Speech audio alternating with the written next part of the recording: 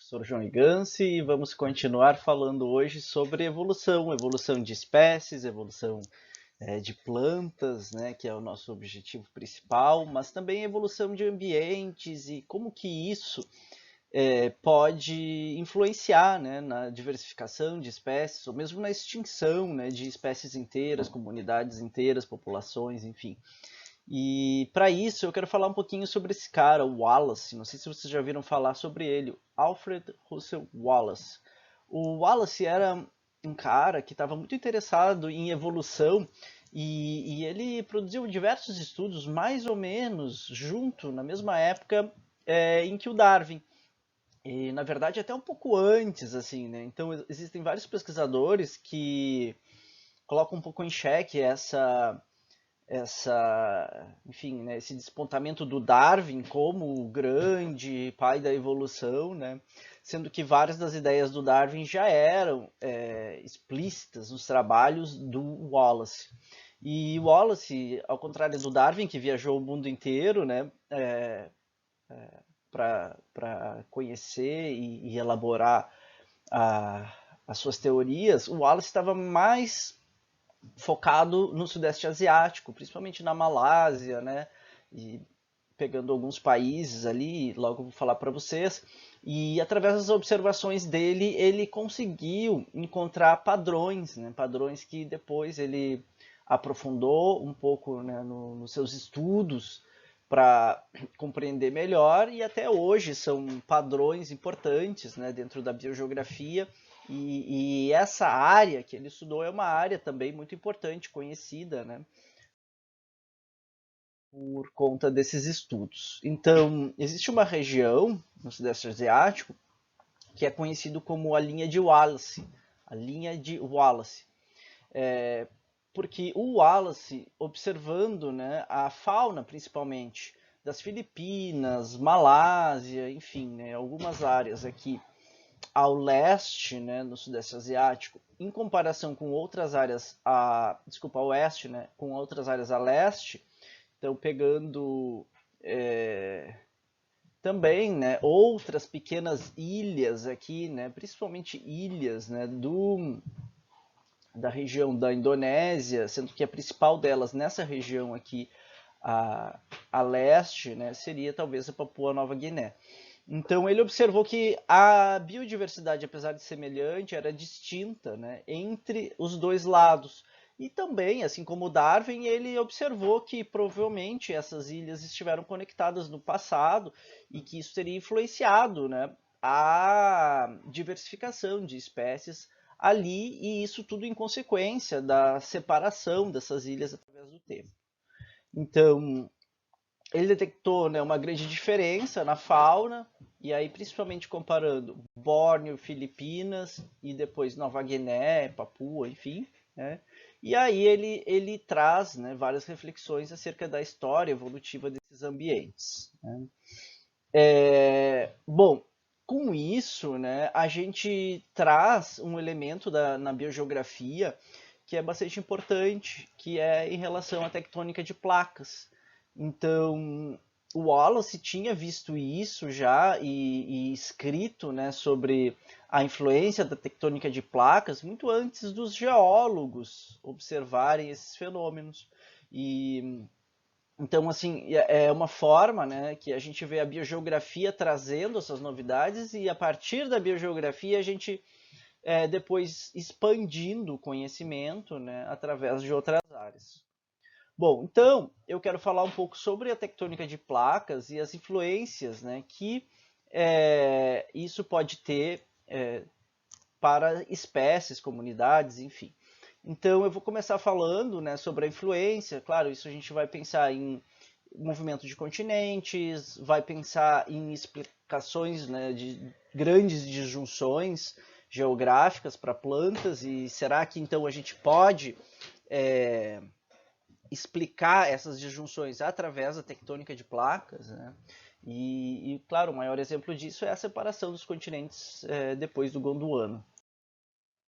Então, se a gente for pensar lá, 306 milhões de anos atrás, no finalzinho do Carbonífero, aí a gente ainda tinha, né, uma ligação estreita entre praticamente todos os continentes. E então, em 255 milhões de anos atrás, a gente tinha a Pangeia, ainda com África e América, né? E América Central e Antártica, todo mundo juntinho. E a partir disso, então, no Triássico, né, a gente começa a ter um movimento de placas tectônicas e claro que isso também influencia diretamente nas correntes marinhas, né? Então, essas correntes marinhas podem mudar de ciclo, se extinguir ou se originar, dependendo da organização, da conformação dessas placas, né? Ao longo do tempo na história geológica.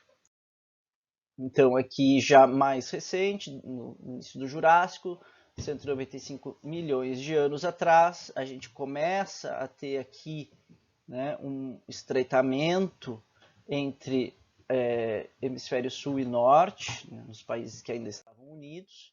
E aí, em 150 milhões de anos mais ou menos, a gente já tem aqui uma separação, né, inicial, pelo menos, de América do Sul e América do Norte, e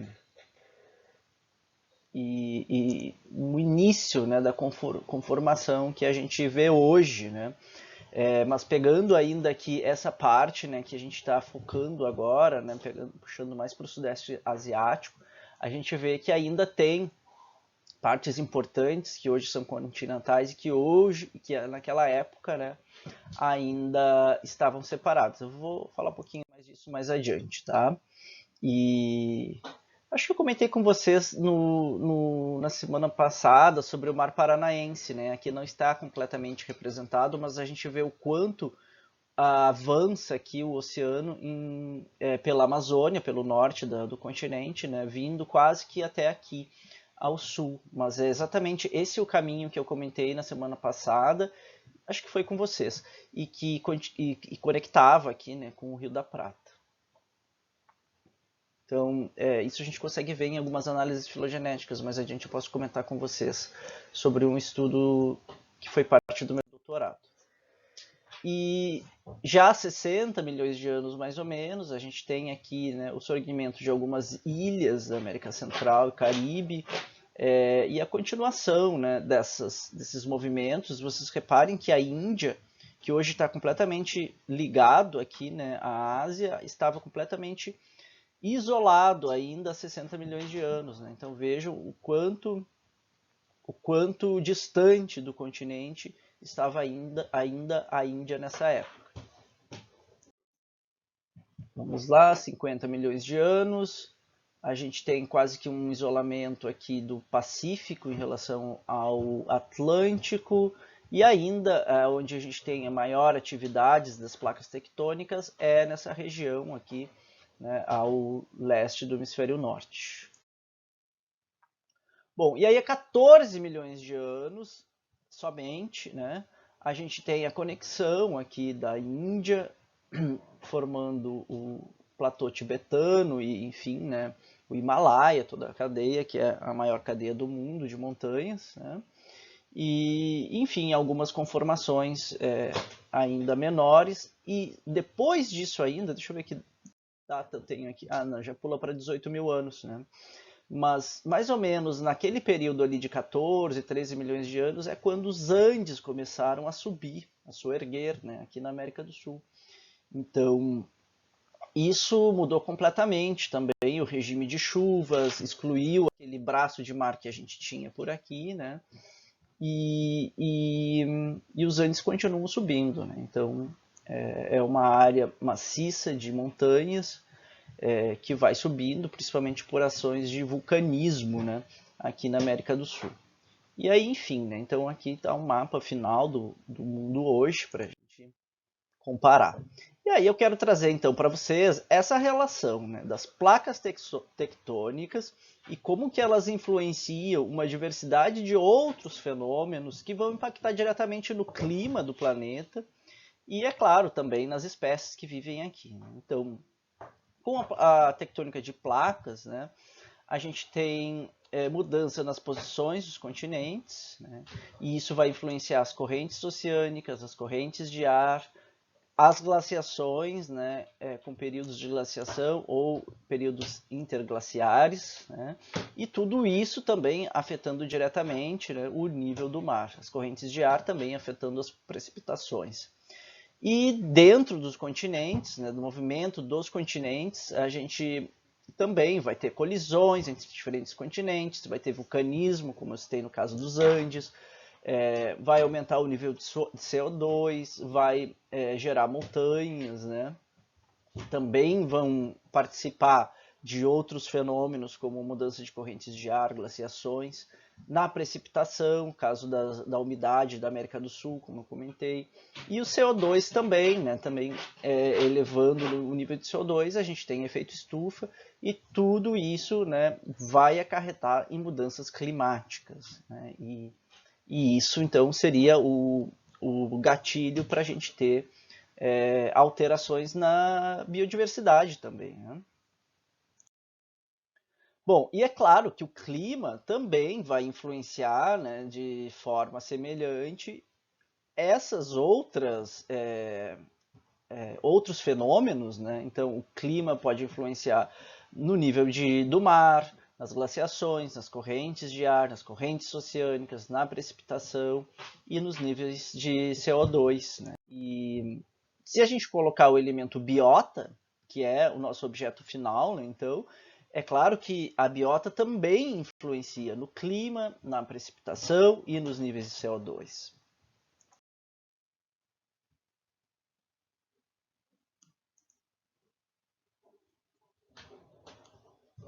Acho que eu cliquei, vou clicar de novo.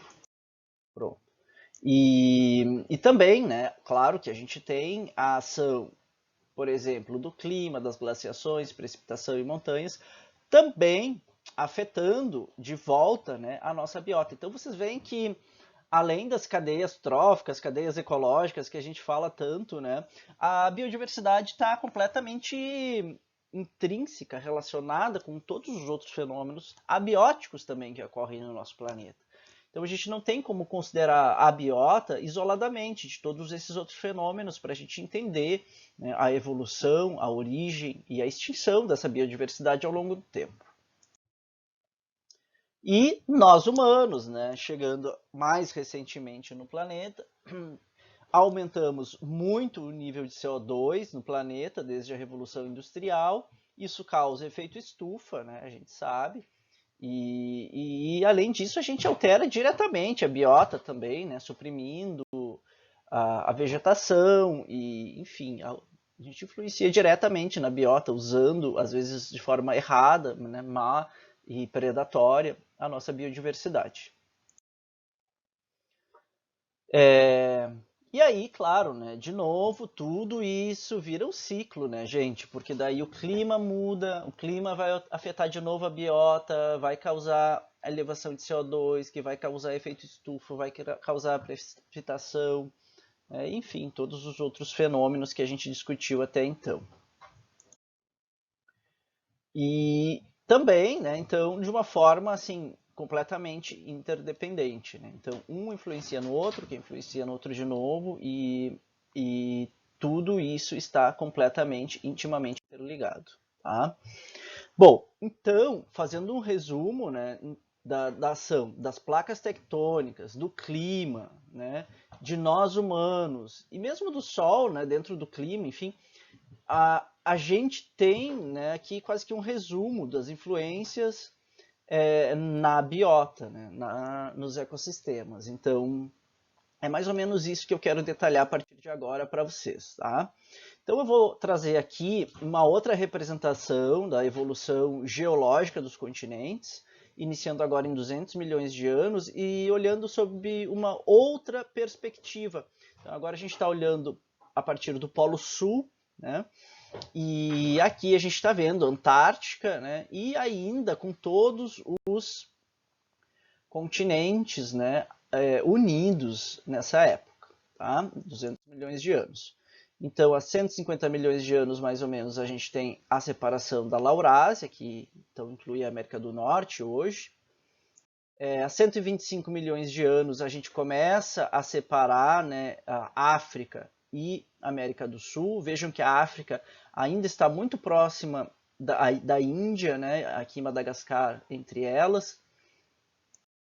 115 milhões de anos a gente tem a separação, o descolamento de Madagascar do continente africano, mas a Índia ainda unida a ele, né? 100 milhões de anos, mais ou menos, a gente conclui a separação entre África e América do Sul. 90 milhões de anos, 85 milhões de anos, reparem que a Índia começou a se afastar de Madagascar, e aí lembrem que eu falei antes, né, na outra representação, que a Índia vai parar lá no continente asiático, né, como um país continental. 80 milhões de anos, e aí vejam que a gente tem um restinho de conexão aqui entre Nova Guiné, Austrália, Antártica e América do Sul. Tá? Preste atenção nisso, porque isso vai influenciar outras discussões que a gente terá ainda hoje. E há 60 milhões de anos, né, com essa conformação geológica do planeta, a gente tem o início de uma corrente, né, marinha que se distribui, né, entre esses espaços, né, de água, de oceano, formados pela separação dos continentes. Então vejam só, né, como estão intrinsecamente relacionados esses fenômenos, né, e o quanto um fenômeno influencia diretamente no outro.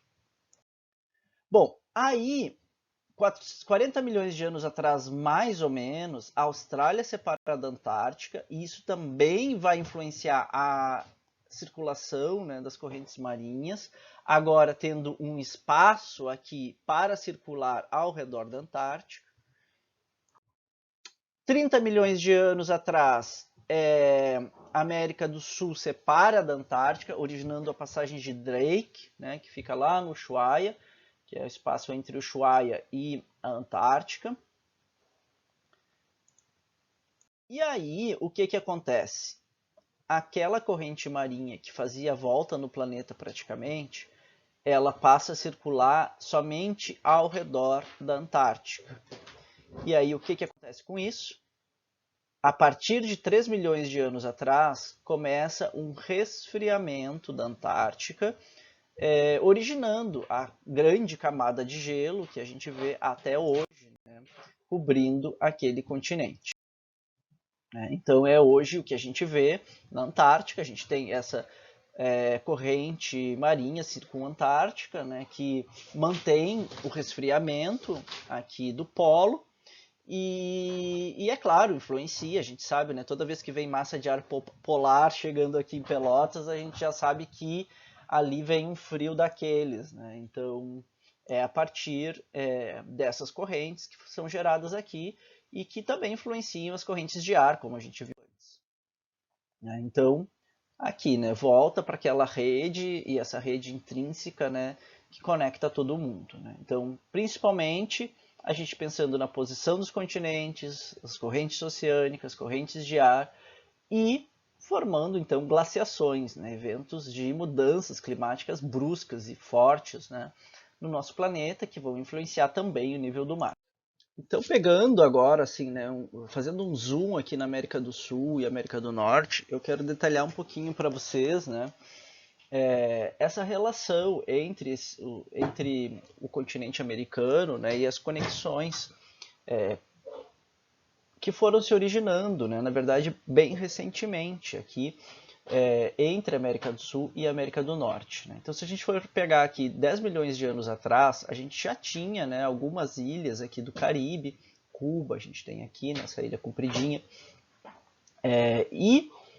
a partir desse tempo começam a surgir outras cadeias de ilhas, né, que a gente vai vendo aqui, né, e hoje que elas quase que tocam aqui no norte da América do Sul. Né? Então, só depois que a gente já tinha essa cadeia de ilhas é que a gente teve a origem aqui da América Central, né, se expandindo até tocar, né, bem recentemente, olha só, 3 milhões de anos atrás, ainda não estava completamente ligado, né, E hoje em dia, sim, a gente tem, né, essa ligação e, de novo, rompendo uma corrente marinha, uma corrente oceânica que atravessava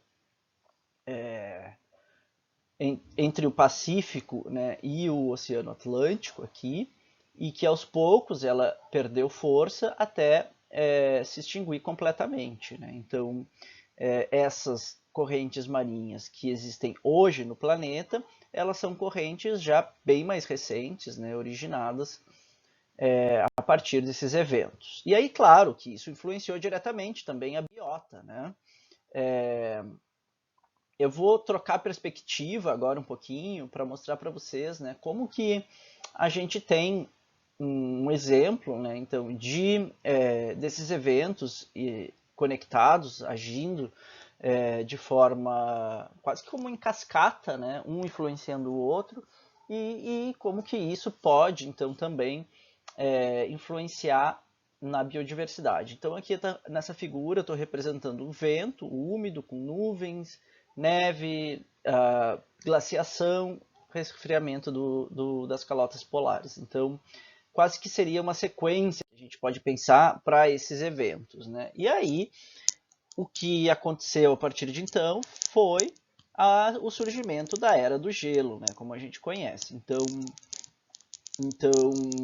a partir disso, a gente tem uma expansão, né, da biodiversidade temperada, mais adaptada aos climas frios e secos, né, e uma extinção, né, ou extinção ou redução das áreas de ocupação das espécies mais tropicais e adaptadas ao clima mais úmido também e quente, né?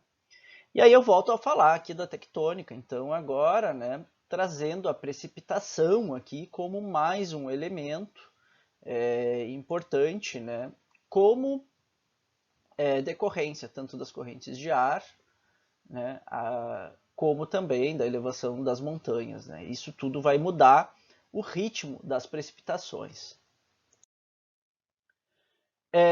Trazendo um exemplo agora aqui, né, de novo, hemisfério norte, né? Então a gente tem aqui o Mediterrâneo, vocês conseguem mais ou menos reconhecer, né? Itália está aqui, enfim, Portugal, Península Ibérica. E aí a gente tem florestas, taiga, tundra, estepes e deserto, né? Deserto aqui pegando a África e vegetação mediterrânea. E aqui estepe seria um tipo de vegetação mais aberta, né? Quase campestre. Campestre, na verdade, né? Florestas, taigas são formações mais temperadas e a tundra seria uma vegetação como campestre, mas bem menos rica em diversidade e bem baixinha, assim, né? Com muitos musgos, gramíneas, enfim.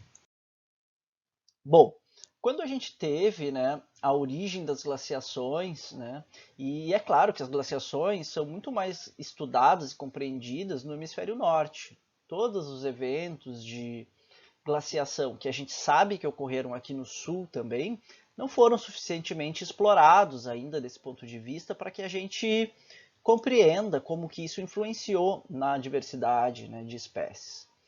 Então, aqui a gente tem o início, né, da formação de camadas de gelo, e isso tudo forçando, né, a biodiversidade toda de todos esses ecossistemas em direção ao sul.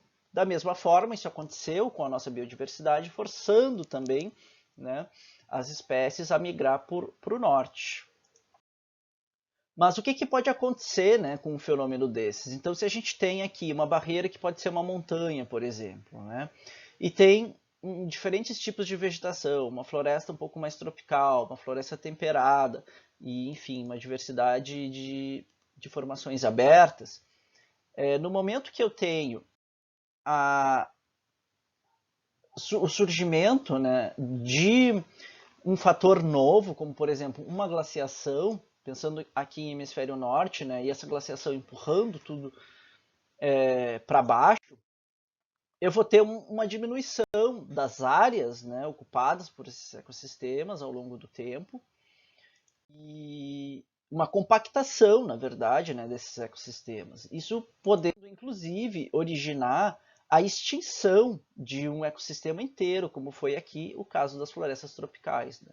Então a gente destrói o nicho por conta das mudanças climáticas e a partir do momento que a gente não tem mais esse nicho, as espécies não conseguem sobreviver naquele ambiente. Então aqui a gente está falando também, né, do tectonismo influenciando não só a biota diretamente, mas também o tectonismo influenciando o clima, que influencia a biota. E é claro, né, então a partir disso a gente vai ter tanto um efeito direto na distribuição das espécies, né, ou também na evolução das espécies, né? Então, como que as espécies vão se comportar, né, diante desses eventos? Então, é mais ou menos isso que a gente vai ver também a seguir, tá? Vamos falar sobre evolução, né, das espécies de acordo com o efeito do tectonismo. Tá? Então eu vou relembrar para vocês aqueles conceitos que a gente abordou um pouquinho já nas últimas aulas. Eu vou tentar ser breve, né? Então, pensando que a gente tem uma população de bolinhas verdes, cada bolinha de verde é um indivíduo, né?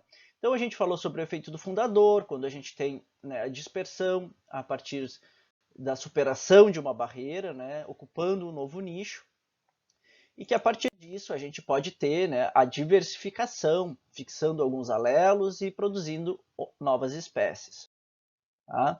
Então, esse efeito do fundador é extremamente importante quando a gente vai falar, por exemplo, né, de dispersão de espécies para ilhas oceânicas, onde a gente tem o surgimento daquele ambiente e a ocupação do nicho, né, pelas espécies que provavelmente viviam nas áreas próximas.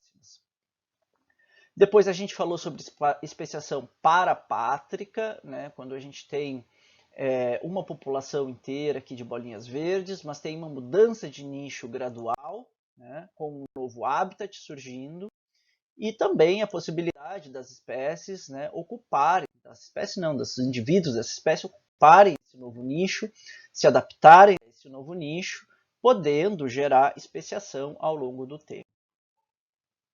Então, esse exemplo a gente consegue trazer um paralelo, né, com o surgimento de montanhas, né?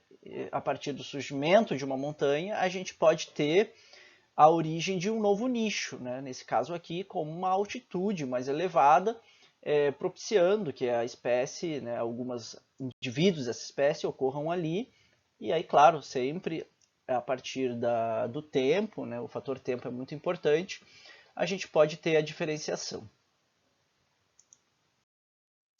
E depois a especiação simpátrica que a gente comentou, né? Então, dentro de uma mesma população, a gente pode ter, mesmo por frequência de variabilidade genética, a gente pode ter a diferenciação de alguns indivíduos que podem vir a se especiar ao longo do tempo.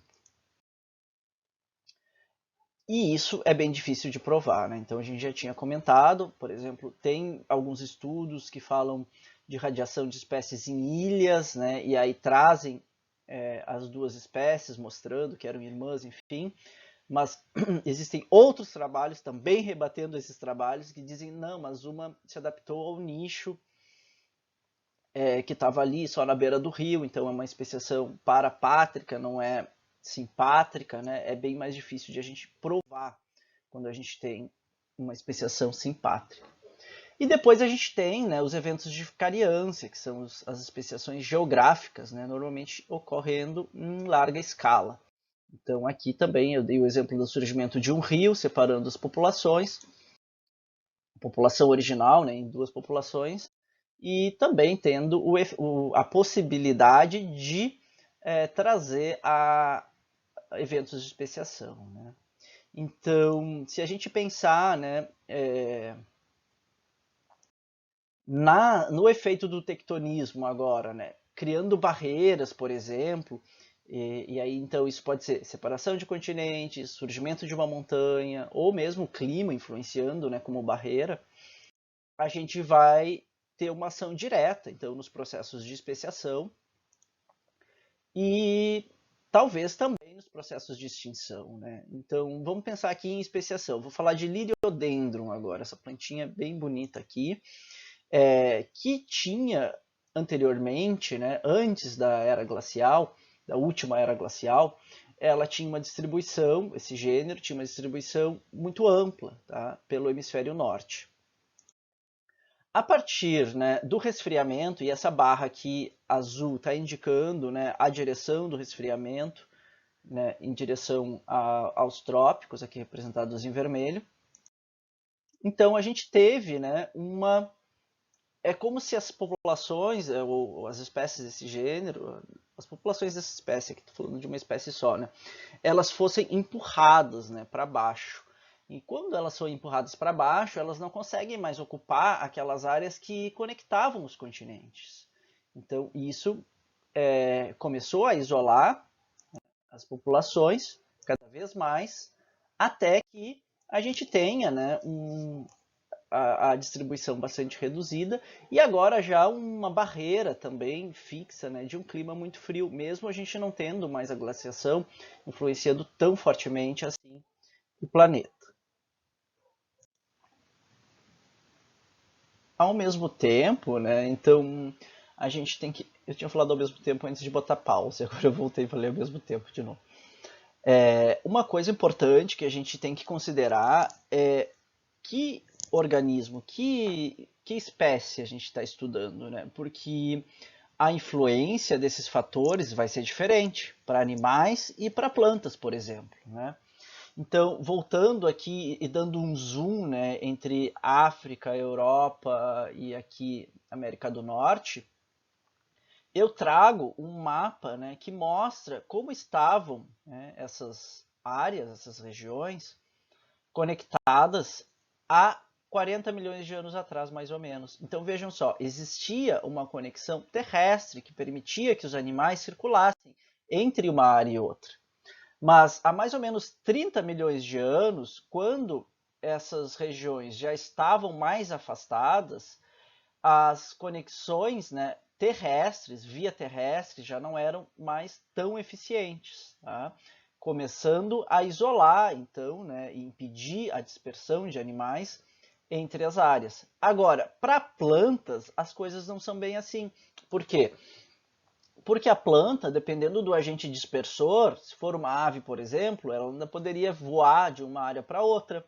Né? E, por exemplo, se eu tenho uma dispersão por vento, mais fácil ainda. Né? Então, tudo isso vai depender de que organismo a gente está tratando e como ele se comporta, qual é a estratégia de dispersão, enfim. E aí, 15 milhões de anos atrás, acredita-se já que, né, então, com essas áreas já bem mais separadas, que mesmo as plantas já teriam mais dificuldade para dispersar entre as diferentes áreas, né? Então, só aquelas com uma capacidade assim mais relacionada mesmo ao comportamento é que teriam essa capacidade de dispersar. E os bichos já não conseguiriam mais em 15 milhões de anos. Então aqui, agora, como a gente tem hoje, né, a separação, aqui então África, Europa, Reino Unido, né? Aqui deve ser Islândia, aqui deve ser Groenlândia, Estados Unidos. Então não há mais conexões, né, nem para plantas e nem para animais nessas regiões hoje. Bom, aí então, né, se a gente tem ao mesmo tempo, formação de conexões, agora o contrário, né? Então, em vez de separar, a gente está juntando. Então, a gente vai criar corredores de migração. Né? E também, claro, que vai influenciar as mudanças climáticas, enfim. Então, o que a gente está fazendo? A gente está removendo barreira ou criando barreira, né? Então, a criação de barreira pode gerar especiação. Agora, o que acontece se eu remover barreiras, né? E permitir que espécies isoladas se conectem. Então a gente pode ter especiação, a gente pode ter mudança na morfologia para que a espécie ocupe um novo nicho, ou a gente pode ter extinção. Então vamos voltar lá para o nosso exemplo, né, aqui da América do Sul e da América do Norte, então dentro do continente americano. Né? Então eu falei para vocês que só muito recentemente é que a gente teve a conexão completa dessas áreas, e aí é claro, né, para a gente ter dispersão de animais, por exemplo, a gente só pôde ter isso quando a gente teve uma conexão terrestre aqui entre a América do Norte e a América do Sul. É claro que essa conexão terrestre, que facilita a dispersão de animais, plantas, enfim, também gerou, né, se a gente for pensar pelo outro lado, quando a gente tinha aqui há 10 milhões de anos ainda essa conexão por oceano, então essa estreito de terra que se originou é também uma barreira, né? Então ele é uma conexão entre a América do Sul e do Norte, mas ele é uma barreira entre o Oceano Pacífico e o Oceano Atlântico. E sem dúvida nenhuma, né, essa barreira influenciou também as espécies de um lado e de outro, né, da América Central. E, claro, então, pensando na conexão, né, das duas Américas, a gente tem, das três Américas, na verdade, né, se pegar a América Central também, o que a gente conhece como o grande intercâmbio americano. Não sei se vocês estudaram isso em alguma outra disciplina, mas assim, existem muitos estudos, né, muitos trabalhos científicos falando sobre a migração de espécies, né, entre a América do Sul e a América do Norte a partir dessa conexão. E são várias espécies, né, e claro que cada uma teve um comportamento distinto ao longo desses eventos. E eu vou trazer um exemplo aqui para vocês, né? Então aqui vamos pegar diferentes espécies de mamíferos, né? Como por exemplo o puma, que só existia na América do Norte até então, e algumas espécies, né, parientes da lhama que ocorriam aqui na América do Sul e que foram extintas quando chegou, né, por exemplo, um grande predador de topo de cadeia e que agora teve acesso a esses animais que não conheciam esse tipo de predador, né? Então, por exemplo, né, um dos fatores mais intrigantes assim na história evolutiva do nosso continente. Então, por exemplo, a gente tinha os coiotes na América do Sul, do Norte, aliás, né, que chegaram aqui na América do Sul e que também ajudaram a extinguir outras espécies da nossa fauna, né? Bom, e para as plantas também, né, aconteceu isso, né? Então a gente tinha, por exemplo, o gênero Viburnum, uma doxácea, era um gênero já muito rico, muito diverso da América do Norte, né, e também na Eurásia, e a partir da conexão aqui da América do Sul com a América do Norte, a gente tem esse gênero se diversificando, né, muito bem nos Andes. Então, muitas espécies, muitos gêneros, enfim, tiveram uma diversificação recente e muito rápida a partir da conquista dos Andes, né? Então existem vários trabalhos também que demonstram como que o surgimento de umas montanhas, surgimento de vales e montanhas, enfim, formou um ambiente muito complexo que isolou populações e também promoveu a diversificação de espécies. Bom, vamos falar então sobre criação de nicho agora, né, com o tectonismo, como a gente vinha falando. Então a gente vai ter novas áreas continentais, né, pode ter surgimento de montanhas e vai ter mudanças climáticas também, tudo isso originando novos nichos. E aí, com novos nichos, a gente pode também ter especiação, pode também ter mudanças morfológicas para se adaptar. A gente só não vai ter extinção, né, na criação de nichos, porque não existia nada até então, né, um nicho novo que está trazendo ali, enfim, né, o que está originando, né, trazendo a possibilidade de ocupação por outras espécies. Bom, e aí eu vou trazer um exemplo aqui, né, de novo, pegando ilhas oceânicas, né, e falando um pouquinho sobre os eventos de vulcanismo, né, e como eles originam essas ilhas oceânicas, né? Exemplos são Havaí, Galápagos, enfim, são arquipélagos, né, muito ricos em biodiversidade. A gente tem conhecimento geral assim, né, de vários estudos. Eu nunca fui ao Havaí, fui a Galápagos já, mas Galápagos, por exemplo, tem aquele clássico do Darwin, né, dos finches, que eram os passarinhos, cada um com um bico diferente, para se alimentar de uma comida diferente em cada uma das ilhas. Bom, então aqui o nosso vulcão está em erupção, ele chegou aqui, explodiu, formou uma massa de continente. E agora? O que acontece, né? Então, toda a biota dessa ilha, ela vai chegar por dispersão, não tem outra opção, né? Porque era um lugar que não existia, é um novo nicho, um novo habitat, a gente vai ter, claro, chegando com pássaros primeiro, enfim, né? A gente vai ter a origem, aos poucos, né, da vida dentro dessa ilha, que acabou de se originar, e a partir disso, né, a gente vai ter também a possibilidade de isolar populações daquelas continentais. Então aqui eu trago um exemplo, uma asteráceazinha, né, onde ela poderia ocupar diversos nichos, né? A gente tem áreas baixas, áreas altas, tem perto do rio, tem longe do rio, enfim, né? E isso poderia originar também uma diversificação. Então eu trago o exemplo dessa asterácea, que é o Argyroxiphium, que é uma asterácea exclusiva do Havaí, tá? Eu acho que ela é exclusiva, mas assim, pelo menos, se o gênero não é exclusivo, muitas espécies são endêmicas, porque aconteceu exatamente isso. A partir da chegada desse gênero no arquipélago, ele conseguiu se ocupar diferentes nichos, e esses nichos deram respostas ecológicas, né, que influenciaram a diversificação. E mesmo as plantas tiveram que responder de diferentes formas a esses nichos, né, as pressões ecológicas que tinham nesses nichos e as pressões de evolução.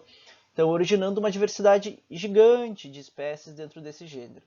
Tem um amigo que é professor na Universidade da Califórnia, como chama? São Francisco, que ele estudou no doutorado dele esse gênero. Bom, e aí eu quero voltar a falar para vocês um pouquinho sobre a Índia, né? Para dar um outro exemplo agora. Então a Índia, há 71 milhões de anos atrás, estava ainda longe, longe, longe do continente, separado, completamente separado. E aí o que aconteceu? 63 milhões de anos, ela foi chegando, 55 milhões de anos, 46, 38. Há 10 milhões de anos atrás, mais ou menos, a Índia conecta com o continente asiático. Só que ela continua empurrando, né? Vocês já devem ter estudado isso em outras disciplinas, ou ter visto, porque os continentes, eles podem se sobrepor, né? Pode acontecer isso. E aí, o que acontece? A tendência é que eles se apertem, se comprimam, né? E vão elevando o continente. Então, é o que aconteceu aqui. Então, se vocês lembrarem da geografia, né? A gente tem Índia, tem Paquistão para cá, aqui tem Nepal, depois China.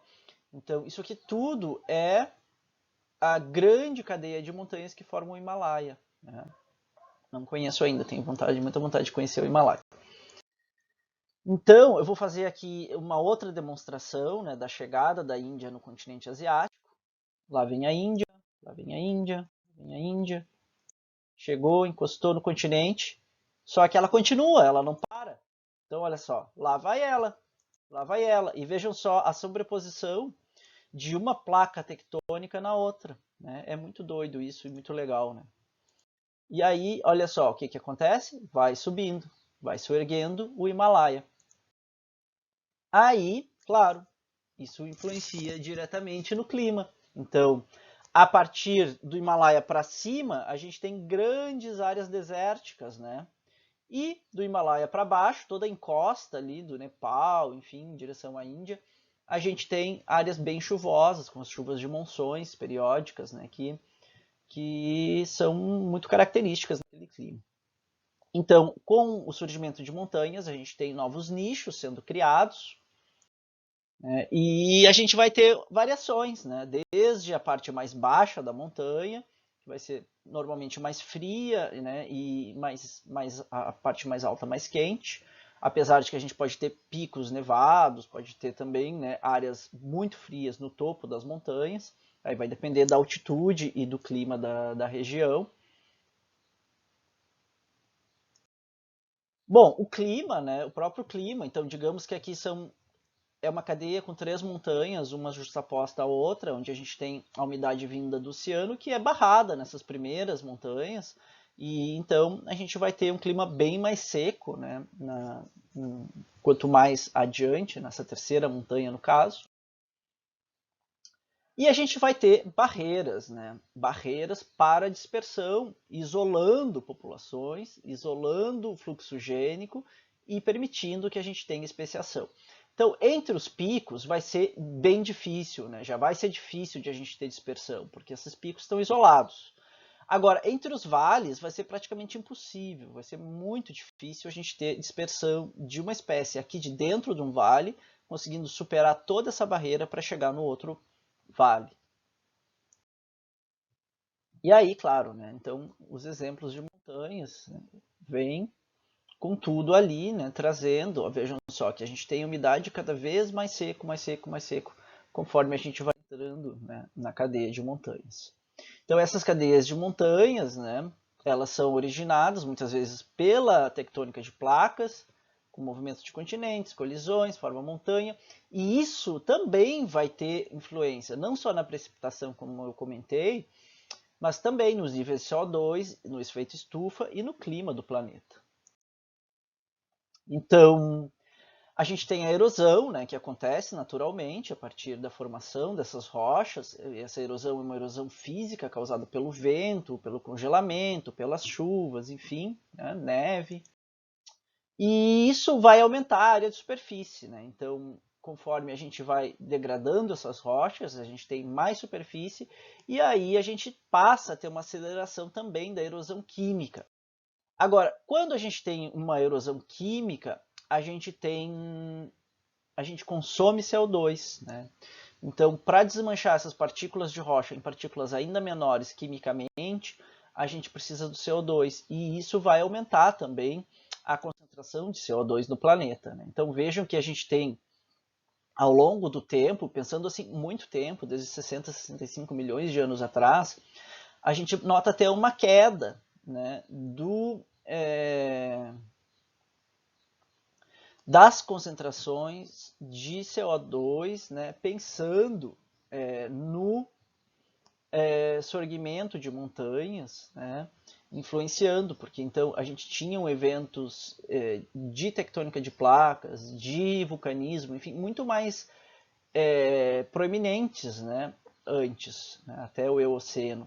E depois a gente tem as glaciações já influenciando, enfim, né, outros eventos que fazem com que a gente diminua. Claro que essas oscilações tão fortes aqui já são, provavelmente, né, influência já agora no antropoceno, que alguns já chamam, né, antropoceno biológico, enfim, todas as nossas ações de emissão de gases, enfim, né, e que junto com as ações diretas de degradação ambiental estão provocando uma grande extinção em massa. Então a gente tem destruição de nicho, a gente pode ter, né, através do tectonismo também, e aí isso a gente pode colocar como exemplo enchente, sorgimento de montanhas, mudanças climáticas, e como que isso, a destruição dos nichos, vai influenciar, né, nas nossas espécies. A gente vai ter a extinção. Se não tem nicho, não tem espécie, tá? Tanto que quando a gente faz uma análise do estado de conservação de espécies, metade das questões da IUCN são relacionadas à qualidade do nicho dessa espécie. Porque para a gente ter a espécie, a gente precisa, em primeiro lugar, ter um nicho saudável. Bom, voltando a falar, né, sobre aquele nosso mapinha da separação dos continentes, aqui, né, olhando com foco no hemisfério sul. Tá? Então vamos lá, 200 milhões, 150 milhões, 125 milhões, 111, 100, 90, 85, vejam só, separou Índia, África, e eu tenho uma ligação ainda, né, conectando o sul da América do Sul com a Antártida, algumas das ilhas ali, né, que hoje estão no Sudeste Asiático, mais próximas da Austrália e Nova Guiné. 80 milhões de anos separa a Nova Caledônia, separa a Nova Zelândia, mas ainda tem conexão. 60 milhões de anos mudam as rotas marinhas, 40 milhões de anos continua separando, agora ainda só a Antártica e a América do Sul tem conexão. Forma a passagem de Drake, 30 milhões milhões de anos, a gente tem o início do resfriamento. Ok? Bom, pergunto para vocês. É um tempo alto, né, que a gente está falando aqui. Então, é possível que muitas plantas ainda não existiam, né? Muitas angiospermas, mas as gimnospermas existiam. E aí, teve esse trabalho aqui de 2004 da Isabel San Martín, que é uma pesquisadora da Espanha, que eu gosto muito dos trabalhos dela, que ela fez, eles fizeram, né, junto com o Ronks, eles fizeram uma análise com uma amostragem muito alta, assim, né, com plantas, animais, enfim, e eles analisaram a similaridade entre os diferentes continentes ao longo do tempo. E eles conseguiram traçar, então, né, o período de separação, né, das diferentes placas e como que a biodiversidade se comportou em relação a isso. Foi um trabalho super interessante, né? Então, aqui a gente tem, né, também um fator tempo para origem de diferentes organismos, né, diferentes linhagens da nossa flora, com as eudicotiledôneas surgindo mais ou menos há 100 milhões de anos, né?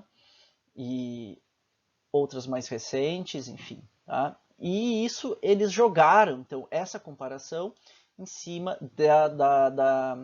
dessa análise, né, da separação das placas, né, que era esse mapinha aqui, né, então, que ilustra o artigo também.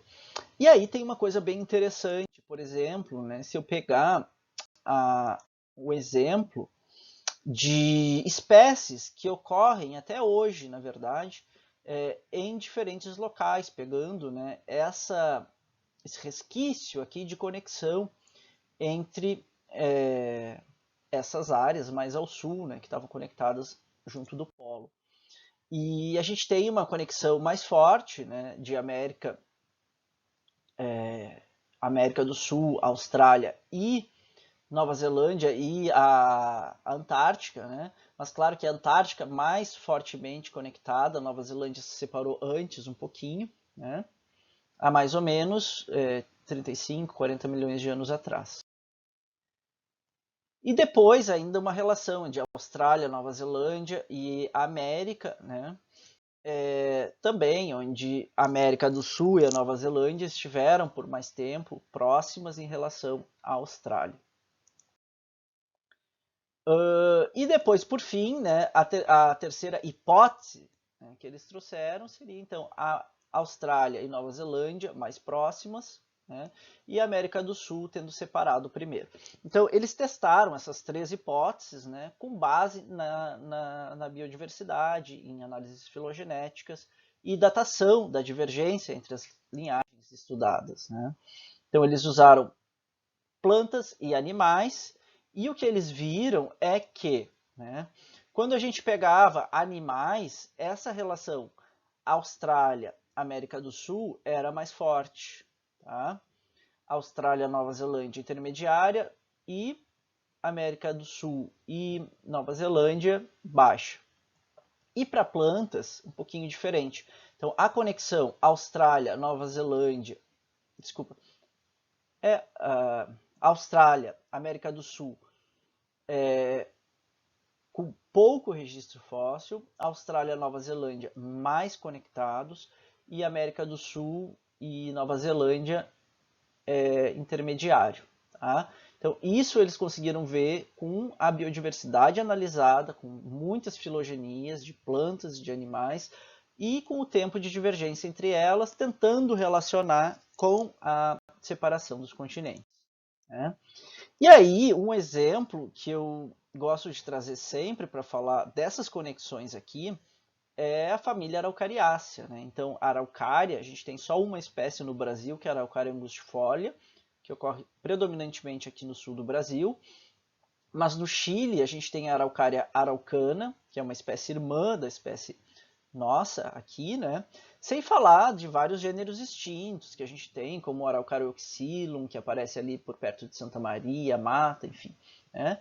Mas as outras espécies de Araucária estão todas aqui na Austrália, Nova Zelândia, enfim, outras ilhas aqui do Sudeste Asiático. Então, esse é um exemplo muito claro, né, das conexões que a gente teve aqui, né, no sul, no polo sul do continente, do hemisfério sul, né, unindo então esses continentes, a América, Antártica e o que seria a Australásia, né, e conectando a biodiversidade dessas regiões. Claro que depois teve o frio influenciando muito, né, então a gente tem hoje, por exemplo, a araucária é uma espécie muito adaptada ao frio, né, em florestas temperadas, mesmo aqui no Brasil, onde ocorre nas regiões de maior altitude e temperaturas mais baixas. Bom, quando a gente, só para introduzir aqui o assunto da próxima aula, tá? Então, quando a gente analisa esse tipo de evento, né, a gente vai ter diferentes hipóteses também para a diversificação da flora, da biodiversidade, né, dessas ilhas, no caso aqui do meu exemplo. Então, aqui a gente tem uma espécie A, a partir da diversificação, do isolamento, né, dessas áreas, a gente tem a possibilidade de A evoluir para B, né, formando duas espécies irmãs. E com uma segunda divisão da ilha, tem ainda a possibilidade de B evoluir para C, formando agora três espécies, né, sendo que A seria mais distante, que separou primeiro, e B e C mais próximos, que separaram mais recentemente.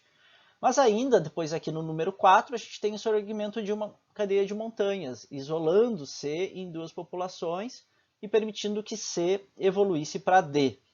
Agora a gente tem então, né, essa organização em termos de parentesco, onde C e D são espécies irmãs, B é irmã de C e D, e A é irmã de todas as outras, né? Então seria a primeira que divergiu.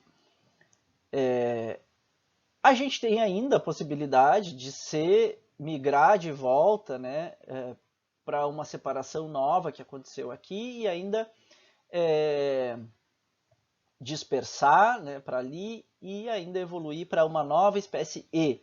Então mudaria nessa nossa organização da filogenia, onde E e C seriam mais próximas, depois D, irmã delas, né? B, irmã desse conjunto, C, D, e A continuaria ali como a mais distante de todas, mesmo que E está geograficamente mais próximo agora, na atualidade, né? Então a gente precisa ter todo esse histórico geológico também para a gente conseguir entender, geológico e climático e tudo mais, ecológico, né?